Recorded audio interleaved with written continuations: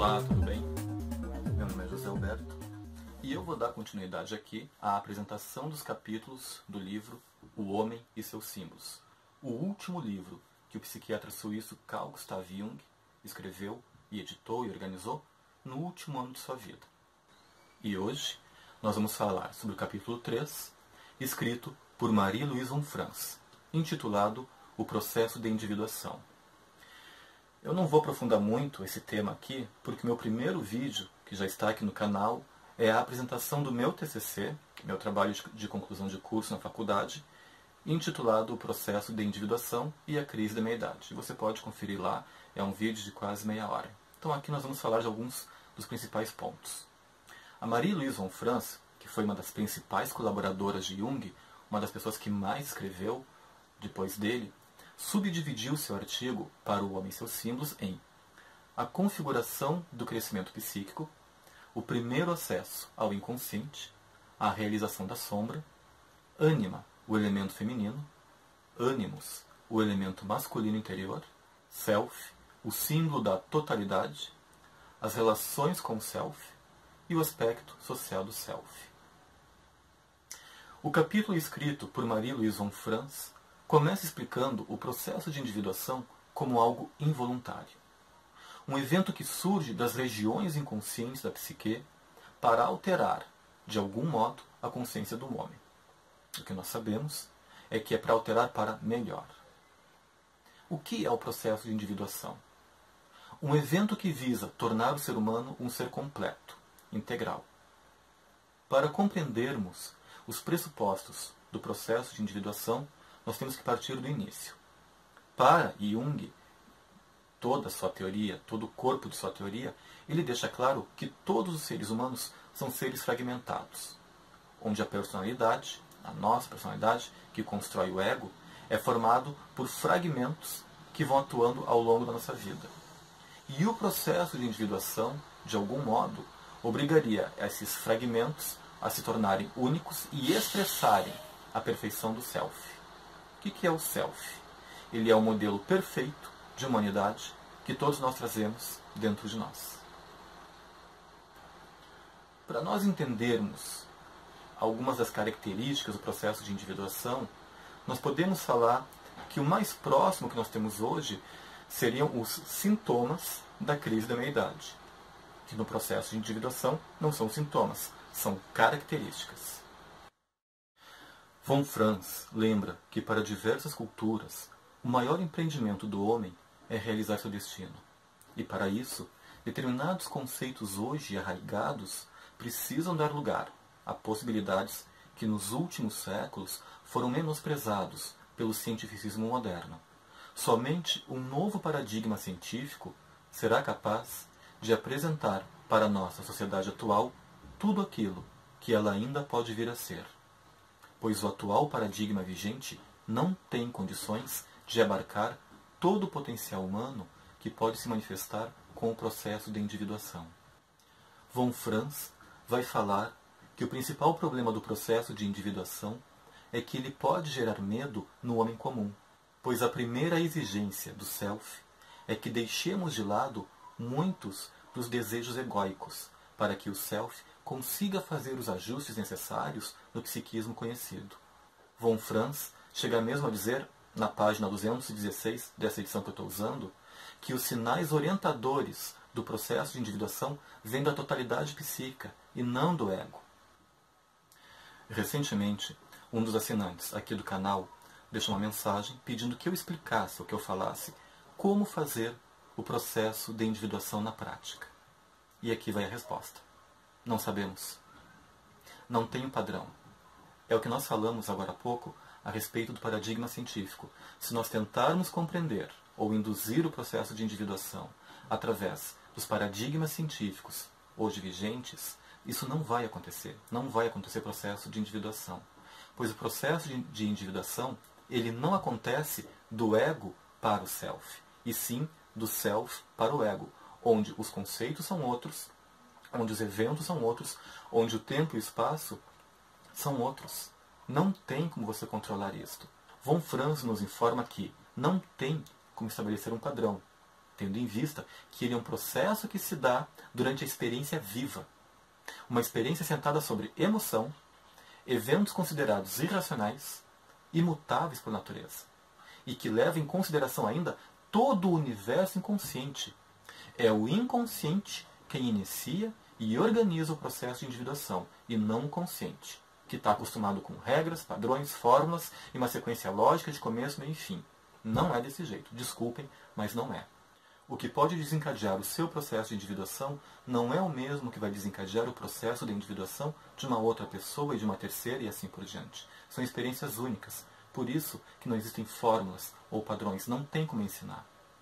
Não é fazendo o caminho de Santiago, não é lendo o monge o executivo, não é fazendo natação, não é fazendo meditação transcendental. Pode ser também esses elementos. Mas cada pessoa vai ter a sua experiência que vai ser única. E, de novo, não é quando você quer, é quando o self quer. A única coisa que você pode fazer é ficar atento para perceber que determinadas características e experiências podem vir a ser o processo de individuação. E aí você tem a obrigação de colaborar com o self, colaborar com ele, porque ele sabe, de algum modo, o que é melhor para você nessa fase da vida. Senão, continuaremos tendo atitudes unilaterais que apenas atrapalham o processo de individuação. E vamos caracterizá-lo apenas como as crises da meia-idade. Será que é uma crise? Ou será que é um momento e uma oportunidade de crescimento pessoal? Von Franz nos lembra que uma das críticas que fazem aos métodos junguianos seria a falta de padrão.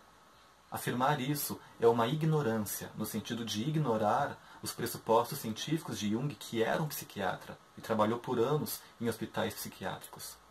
Jung criou e desenvolveu métodos de tratamento em clínica, e os pós-junguianos amplificaram ainda mais esses métodos de tratamento. Porém, quando nós falamos sobre o processo de individuação, já de antemão eu adianto, não tem uma fórmula de bolo, não tem uma receita, e não é quando você quer, é quando o self quer. O que nós sabemos, com certeza, a respeito do processo de individuação, é que a sua finalidade reside em uma coisa: tornar o ser humano um ser integral, completo. E segundo, ele causa algum tipo de melhora nas faculdades psíquicas. Que melhoras são essas? Não sabemos. Lembrando, gente, que isso é uma teoria empírica, baseada em estudos empíricos de Jung. Então, a psicologia junguiana possui sim métodos de tratamento em clínica.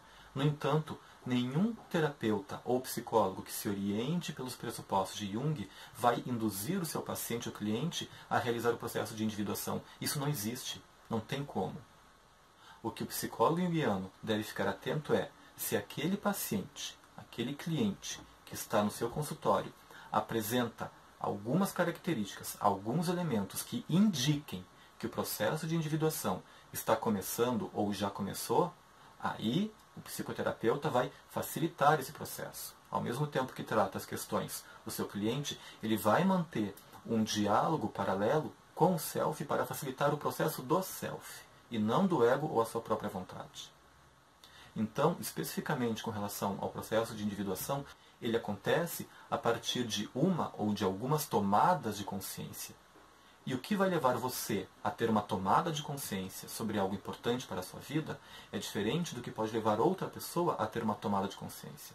Então não tem fórmula.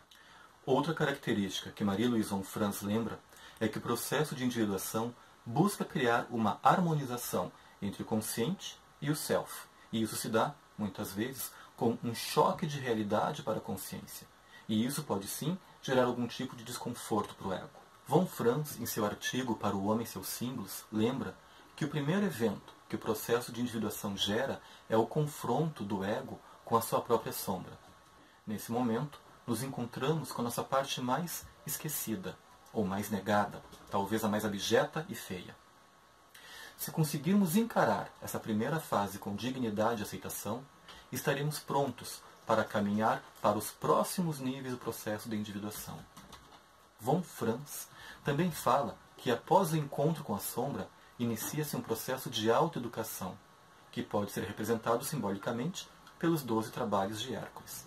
Mas nem tudo é sofrimento. Von Franz também afirma que a sombra não é constituída exclusivamente de elementos ruins, mas sim de valores necessários à nossa vida consciente e que, pela sua roupagem, ainda são difíceis de serem encarados ou percebidos. Como eu disse lá no início do vídeo, o processo de individuação é um dos conceitos mais abstratos e mais obscuros de Jung. Ao mesmo tempo que ele fala sobre esse processo ao longo de toda a sua obra, ele vai jogando muitos elementos e informações que o leitor menos atento e não acostumado com a sua linguagem científica pode não entender.